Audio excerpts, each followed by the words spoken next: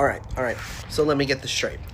Jeffrey Epstein created a pedophile island where the richest people all over the world could come and engage in debauchery in order to affirm their status as people so rich they can get away with things normal people can't. This also served to thrill them, since their immense wealth has served as an emotional anesthetic for their entire lives. Epstein would then take photographs and videos of these men, and sometimes women, engaging in said illicit acts in order to blackmail them and sell them to various government entities all over the world, as a way for these entities to gain leverage over one another. Jeffrey Epstein then convinced some guy named Moot to create Poll on 4chan. Moot creates Poll, and it quickly becomes a cesspool of far-right propaganda, including the QAnon conspiracy. The most unfuckable losers in our society, who previously would have been sitting in their houses surrounded by garbage and complaining that they can't get a girlfriend because they are too nice, fall for all of this propaganda and all of these conspiracy theories, convince themselves that they are the master race, and use a cartoon frog to get Donald Trump elected. This successfully creates an association between Epstein and QAnoners, which makes discourse around the whole incident damn near impossible. Especially since the Dems are still trying to protect the half-rotted corpse that is Bill Clinton at all costs, because he also had dealings with Epstein. Also, his wife was running for president, despite being possibly the least likable woman in existence. This comes on the heels of Gamergate, a movement created by those same unfuckable men who were mad that women didn't have as big of boobs in video games or something like that. While all of this is happening, a firefighter has a PTSD nightmare about how Donald Trump needs to become the president of the country, or it will burn. He then decides he's a prophet, and his wife, instead of getting her husband the help he needs, spreads the belief that her husband is indeed a prophet online. This secures Trump the evangelical base, who still has wet dreams about Reagan because they want a strong man that they think will hearken in the end of the world. During this period, the evangelicals have been creating the Joshua Generation through the Quiverful movement, a far-right movement to get evangelicals to have as many children as possible so they can create the Lord's Army. They believe this, as well as some weird stuff about Israel, will make Jesus come back so they can all die and go to heaven.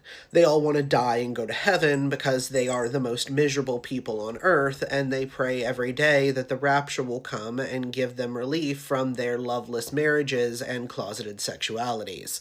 Young men grow up in these belief systems, radicalized by either Poll or evangelicalism, and become the kind of guys that shoot black people in churches and children in their classrooms. Alex Jones then convinces all the QAnon-type people that all the school shootings aren't real, and that they are instead played by crisis actors. Once Alex Jones gets proven in court to be a massive fraud, the school shootings then get scapegoated onto trans people by Matt Walsh, Charlie Kirk, Ben Shapiro, and libs of TikTok, who are just allowed to run amok with no consequences for some reason. Charlie Kirk sets up a massive company whose sole purpose is to pluck all of the disaffected conservative youths from college campuses and teach them how to turn their mediocrity into cold hard cash by monetizing their grievances. While all of that shit is going on, Donald Trump then starts blaming immigrants for poor white people being poor, and because they are desperate and also racist, they believe it. To them, Donald Trump is the only politician even pretending to care about their economic inequality. This comes at a time when Americans are having larger discussions about racial inequality, and the academic term white privilege is then weaponized by the far right. This term is twisted to mean these people only think black people face hardship instead of white people don't have to face the reality of racism in this country and the disadvantages that come with racism specifically.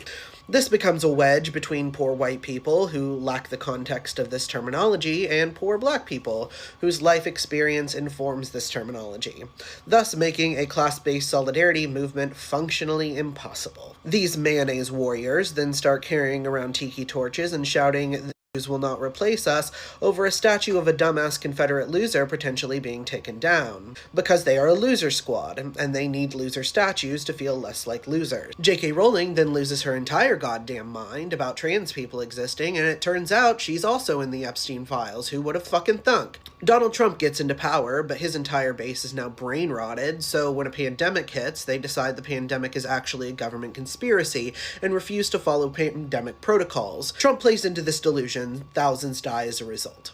The pandemic causes the economy to spiral downward and leaves people trapped in their houses, allowing the internet to radicalize them further. Biden then wins the next election, but Trump can't handle losing because he's a bitch baby, so he gets the army of brainwashed goons that he has created to storm the Capitol under the pretense that the election was stolen. Democrats then proceed to be functionally useless for 4 entire goddamn years, so no one involved in that whole insurrection is ever brought to justice. Then October 7th happens, and one of the most heated international debates in modern world history gets inflamed. Israel begins to genocide the Palestinian people, more than they were before, in response to October 7th, which came as a result of decades of occupation and apartheid. Both Democrats and Republicans fully support Israel. This makes Democrats functionally unviable as candidates in the upcoming election, as their base is far more divided on this issue than the Republicans' base is. Biden's old hobbling ass then decides to run again, but halfway through this campaign, the Dems realize he is far too old and hobbling to be president again. So instead they put up Kamala Harris, the most milquetoast human being on planet Earth, who is both unable to meet the moment on Palestine and also a black woman, which makes her unable to get the votes of racist and misogynistic centrists. Trump then wins the election again on a campaign of just pure disinformation after being maybe shot in the ear, but no one is really sure if that even happened because everything that comes out of these people's mouths is a fucking lie, so who fucking knows? While all of this is happening, generative AI gets to the point that it can create nearly entirely lifelike videos.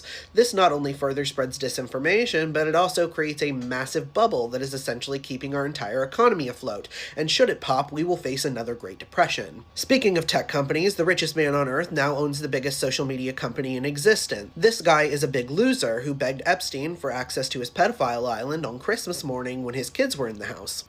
This big, giant, ketamine-addled loser helps Donald Trump get elected a second time, and in return, Trump gives him and his broccoli-headed staffer named Big Balls full access to national secrets, and allows them to essentially gut the government. Donald Trump's VP is a man who wanted so badly to prove to himself that his mom shouldn't have tried to sell him for Percocet that he hands over his soul to an Antichrist-obsessed tech mogul in exchange for power.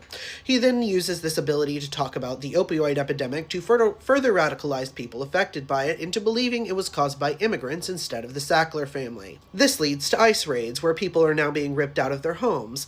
ICE then fully occupies Minneapolis because their governor was Harris's running mate, and Donald Trump is a petty little bitch. He does this under the pretense of Somalian daycare fraud, an issue that was both not just being committed by Somalian people, and also had been under investigation already for years at that point. So this issue that had already pretty much been taken care of was then turned into a full-blown conspiracy theory. Then Trump's golden boy, Charlie Kirk, gets shot in the neck by one of the aforementioned school shooter freaks, and this, as usual, gets scapegoated onto trans people, as Kirk's wife, who obviously hated the man, throws a multi-million-dollar funeral. The right has their martyr. Fortunately for all of us, they are all incompetent dipshits, so everyone just AI-generated this dude's face onto, like, Garfield and shit. We narrowly avoided the American Reichstag fire moment because Erica Kirk couldn't stop looking elated at her husband's death, and all his friends couldn't stop grifting over his corpse for 2 fucking seconds. Then, his only friend, and possibly his mistress, loses her whole goddamn mind and starts talking about how he was actually a time traveler, thoroughly cementing herself as the new Alex Jones. But Epstein's ghost keeps haunting Donald Trump, since despite him running on releasing the Epstein files, or at least his entire party running on him doing that, he is all over those motherfuckers, committing some of the most heinous acts humans are capable of. Plus, at this point, his mind is starting to go, so his entire administration is basically being run by a combination of grifting podcasters, SS cosplayers, and raving lunatics whose sole purpose is to keep Donald Trump in power so he never has to face consequences. The problem is, as stated previously, they are all stupid, incompetent morons. The next generation poised to take over the Republican Party is a gay Mexican neo-Nazi who loves catboys named Nick Fuentes, Tucker Carlson, heir to the Swanson frozen dinner fortune, Marjorie Taylor Greene, a disillusioned QAnon conspiracy theorist, J.D. Vance, who has been chastised by multiple popes, and Charlie Kirk's psychopathic widow who can't stop beefing with her dead husband's psychopathic alleged mistress. So now, all the would-be school shooters and the guys who did Jan 6th and the dudes who did Gamergate are all being paid a $50,000 signing bonus to put on masks and terrorize immigrants. People are being shot in the streets. Everyone wants to kill each other. Journalists are getting arrested. Our president is trying to set up resorts on both Greenland and the Gaza Strip.